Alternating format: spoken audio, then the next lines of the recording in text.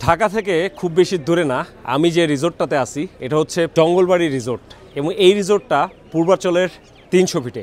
আর পূর্বাচলের 300 ফিটে আমি যে জায়গাটায় আছি এখানে আজকে একটা প্রোগ্রাম হচ্ছে, সেটা হচ্ছে অ্যাডভেঞ্চার বাইকার্স ক্লাবের ফার্স্ট অ্যানিভার্সারি উপলক্ষে আমরা এখানে অলমোস্ট প্রায় 500 বাইকার এখানে একত্রিত হয়েছি। একসাথে আমরা জুমার নামাজ আদায় করেছি, দুপুরে লাঞ্চ করেছি এবং লাঞ্চ করার পরে ভাবলাম যে একটা ভিডিও শ্যুট নেই। এখানে এসে খুব কোয়ালিটি একটা টাইম এক্সপেন্স করতেছি, কারণ একসাথে এত বাইকার ঢাকার মধ্যে এরকম প্রোগ্রাম কিন্তু এর আগে ওইভাবে হয়নি। প্রায় 500 বাইকার মিলে পূর্বাচলের 300 ফিটে আমরা একত্রিত হয়েছি। সো এটা একটা বিগ অ্যাচিভমেন্ট বলা যায়। অ্যাডভেঞ্চার বাইকার্স ক্লাবকে ধন্যবাদ জানাতে চাই আমাদেরকে এখানে আমন্ত্রণ করার জন্য। আমরা মোটামুটি সবাই বিভিন্ন জায়গা থেকে আসছি, আমরা হচ্ছে এই পূর্বাচলের জঙ্গলবাড়ি রিসোর্ট।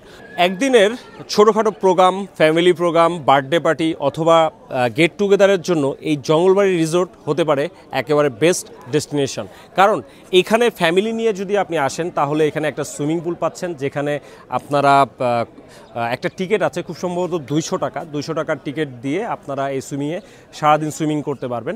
এছাড়া এই জঙ্গলবাড়ি রিসোর্টে ঢোকার জন্য খুব সম্ভবত 30 টাকার একটা চাঁদা নেয়, যেটা আমি জানি না বাড়ছে কিনা, কম বেশি হতে পারে।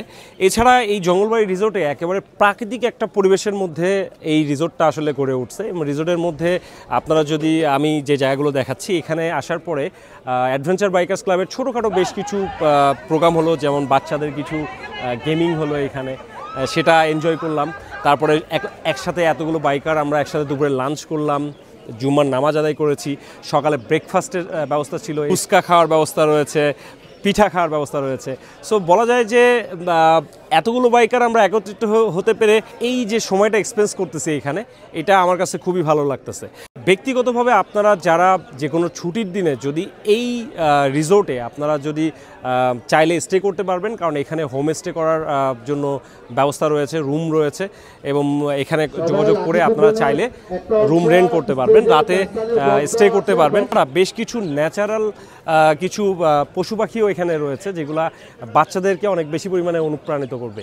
সো জঙ্গলবাড়ি রিসোর্ট মূলত নামের সাথে জঙ্গলবাড়ি শব্দটা একেবারেই ম্যাচ করে, কারণ হচ্ছে এখানে সবই হলো প্রাকৃতিক, এমনভাবে তারা সাজিয়েছে মানে আসলে জঙ্গলের মধ্যেই আসি মনে হচ্ছে আর কি। জঙ্গলবাড়ি রিসোর্টে আসার পরে আপনারা এই উট পাখিটা দেখতে পাবেন, যে উট পাখিটা দেখার জন্য ছোট ছোট বাচ্চারা মানে তাকে খাওয়ানোর চেষ্টা করছে। এই কামড়ায় দিবে কিন্তু। এটার নাম কি বলো তো? উট পাখি। ভাল লাগছে তোমার? তোমার নাম কি? তোমার নাম?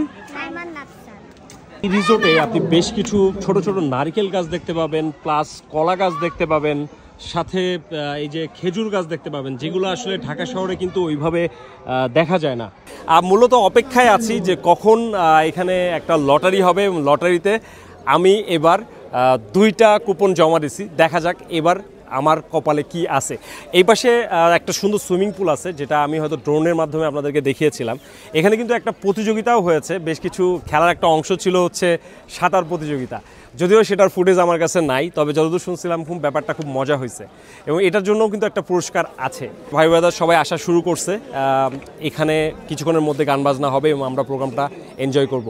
মূলত হচ্ছে অলরেডি কিন্তু শীত প্রায় চলে গেছে এবং বসন্তের একটা ফিল কিন্তু চলে আসছে। সো জঙ্গলবাড়ি এই রিসোর্টটাতে আপনারা চাইলে বেশ কোয়ালিটি একটা টাইম এক্সপেন্স করতে পারবেন। হতে পারে সেটা ফ্যামিলি, হতে পারে কোনো অফিসিয়াল যে কোনো একটা প্রোগ্রাম, হতে পারে আমাদের বাইকিং কমিউনিটির এরকম একটা প্রোগ্রাম।